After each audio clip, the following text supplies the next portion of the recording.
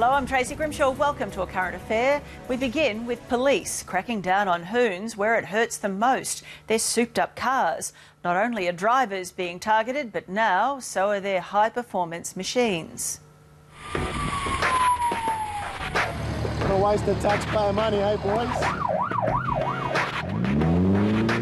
The idea of the operation is to target street performance vehicles. So from that, you get a $500 fine. It's a big fine. Yes, it is. Why can't you just let us chill and just be with the boys? Rounding up the rev heads. I mean, seriously, what a joke. Checking cars, finding drivers and making our streets safer. This is Operation Hot Rod. What do you think about being pulled over for this type of thing? Pretty annoying. A police crackdown on high-performance streetcars and illegal modifications. Local residents are fed up with the noise and police are taking action. It's a two-pronged assault designed to round up as many cars as possible. It's here to pull out on the left-hand side of these cones. The first phase is a random breath test site set up at Bondi Primary School in Sydney's east. Every car that drives past is pulled in and the driver breathalyzed. From here, any vehicle suspected of illegal modifications is sent out the back to an inspection depot. You're just going to follow me right at the back, all right? In addition to the RBT, 8 highway cars are also out on the hunt, patrolling nearby streets and escorting souped-up cars back to the inspection site. All of the cars that are brought in are inspected by the police, the Roads Authority and the EPA. They're looking for possible illegal modifications. They're checking the window tinting, the tyres, and of course they're checking for noise, and some of them are very loud. What an absolute waste of taxpayer money. How many cops have we got here tonight? Inspector Stephen Greer is running the operation. He says the drivers can complain and whinge all they like, but the reality is, if their cars are legal, they won't be in trouble. If people are out there doing the wrong thing, they will be issued with infringement notices, and if their car is legal, they have nothing to worry about. A lot of cops, a lot of police car, a lot of personnel. I mean, seriously, what a joke. This car is given the OK, but the driver is far from impressed. Okay, they didn't find the drugs, eh, boys? The main complaint about souped-up cars is noise. During the checks, the Environment Protection Authority connects the device to the exhaust and measures exactly how loud it is. They've had a noise level of 105 decibels.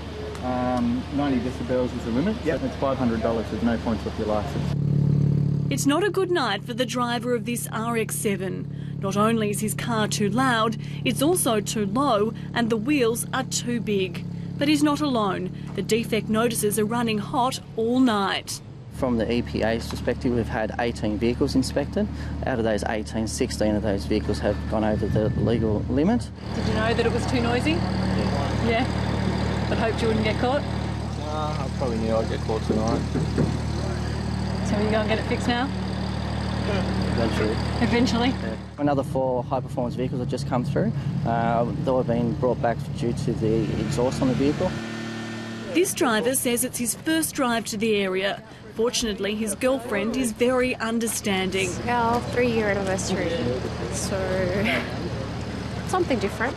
He gets a minor defect notice and they're back on the road. This white Nissan Silvia, however, is in all sorts of trouble. It's done for a high-range noise breach, for being too low and having the windows too dark. With the window tinting, they're supposed to have 35% light come through the front windows. From that, we've had 4 vehicles have gone under that. We've had 2 with 15%, 1 with 11% and 1 with 10%. This red Commodore raises the officer's attention for a number of reasons. He had 2 smooth tyres, a cracked windscreen, the trims inside the vehicle were sharp and also had some leaky oil. In the end, the car is slapped with what's called a yellow label. That means it can drive home, but has to be off the road in 3 hours and stay there until it's fixed. Out the front, police at the RBT and drug testing site are also busy. This driver has just returned a positive indicator on the drug test. He was driving his girlfriend's car and now has to provide a second sample. Is your handbrake on? Okay, left and right.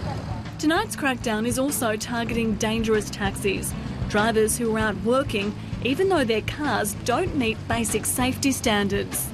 You've got 3 days to fix that. Okay. Until you get that signed off. 6 taxis in total are brought in and issued with defect notices, mostly for faulty headlights. Your first notice is for not having your worksheet. $75 fine, no points. Okay? The second one is having a defective headlight. $99 fine. One is also given a yellow label and ordered to head straight back to the base.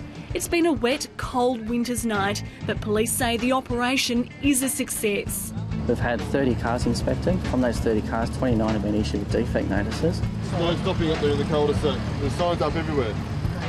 Between the 3 authorities, they've issued just under $20,000 worth of fines and infringement notices and warn, although tonight's operation was in Sydney, they'll be rolled out all over the country in the lead up to summer. Big sign up there saying no stopping. Does it say no? It doesn't say no stopping unless you're hanging out with the boys, does it? Thank you. And I think that is what you call a zero tolerance policy.